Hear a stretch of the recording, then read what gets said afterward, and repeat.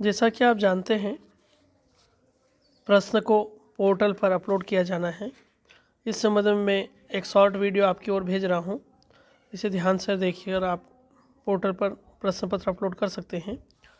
जैसा कि आप देख रहे हैं, आपको अपने मोबाइल में सबसे पहले गूगल पर जा कर के rskmp.in इस प्रकार से लिखना है। जैसे आप इस प्रकार से लिखेंगे तो इस प्रकार से एक पोर्टल खुलेगा जिसमें लिखा है राज्य शिक्षा केंद्र लॉगिन गवर्नमेंट प्राइवेट मदरसा यूज़र आईडी में आप अपना जो यूज़र आईडी है वो यूज़र आईडी डालेंगे और पासवर्ड में आपकी जन्म दिनांक आएगी, जो जन्म दिनांक आपकी है। जैसे मान लीजिए उसमें स्लैश भी लगाना है, डॉट नहीं होगा, स्लैश होगा। 07/06/1978 या 24/6/1978 तो 0 भी आएगा, जो इस तरीके से आप देख सकते हैं। मैं दिखा रहा हूँ इस प्रकार से पूरा। उसके बाद में जो नीचे कैप्चा कोड लिखा हुआ है वो कैप्चा कोड पूरा आप यहाँ पर दर्ज करेंगे। उसके बाद लॉगिन पे क्लिक करेंगे। जैसे ही लॉगिन पे हम लोग क्लिक करते हैं तो कुछ इस प्रकार से हमारे बीच में पेज ओपन होगा। आपका नाम हेलो करके आएगा, आपका पद आएगा। उसके बाद में 3 यहाँ पर जो डॉट बने हैं साइड में देखिएगा आप, 3 यहाँ पर लाइनें बनी हुई है। इन लाइन पे क्लिक करेंगे और उसके बाद में सबसे पहला ऑप्शन है आइटम बैंक। आइटम बैंक पे क्लिक करने के बाद में आप जाएंगे एंट्री फॉर्म। सेकंड वाला जो फॉर्म है वो एंट्री फॉर्म है। एंट्री फॉर्म पे जैसे आप क्लिक करेंगे तो इस प्रकार से हमारे बीच में प्रश्न पत्र अपलोड करने के लिए एक एंट्री फॉर्म खुलेगा, जो इस प्रकार रहेगा। अब यहाँ पर प्रश्न के संबंध में जो बेसिक जानकारी जानना है वो यहाँ पर है कि वो ग्रेड मतलब आपको किस कक्षा के लिए प्रश्न निर्माण करना है वो आप चुनेंगे। किस सब्जेक्ट के लिए आप यदि बना रहे हैं, जैसे मान लीजिए मुझे 6ठी कक्षा के लिए बनाना है तो कक्षा 6। कौन से विषय के लिए आपको बनाना है वो विषय यहाँ से आप, जैसे मुझे संस्कृत का बनाना है तो संस्कृत आप चुन सकते हैं। उसके बाद में वो जो प्रश्न बना रहे हैं वह प्रश्न किस लर्निंग आउटकम के कोड को पूर्ण कर रहा है, वो किस लर्निंग आउटकम को पूर्ण कर रहा है, वो लर्निंग आउटकम को आप यहाँ पर सिलेक्ट कर सकते हैं। जैसे चित्रों को देखकर संस्कृत में नाम बताते हैं।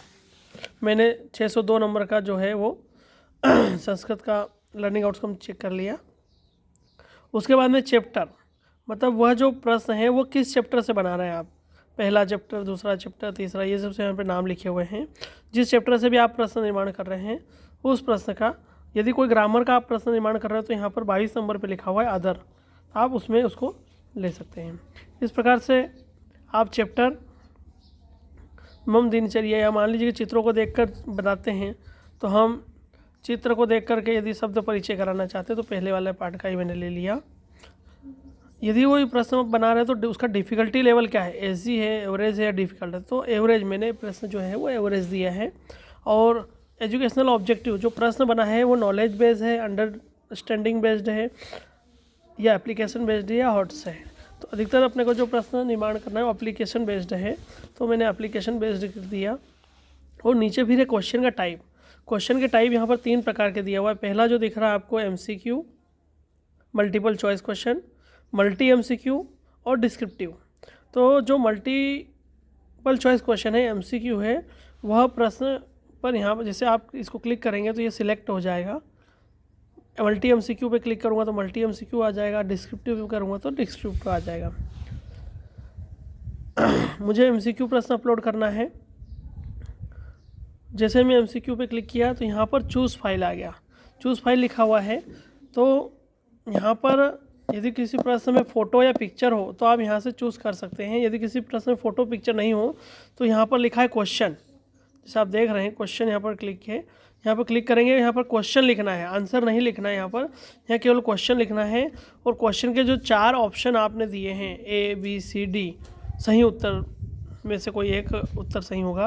तो A B C और D, आपको यहाँ पर चारों ऑप्शन यहाँ पर प्रश्न ऊपर लिखना है। उसके जो 4 विकल्प हैं वो विकल्प यहाँ पर नीचे दिखना है।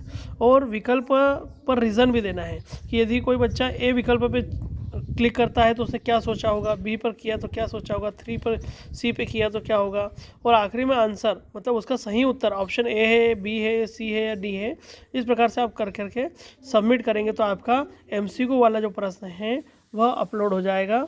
इस प्रकार से आप MCQ को अपलोड कर सकते हैं। दूसरा है डिस्क्रिप्टिव।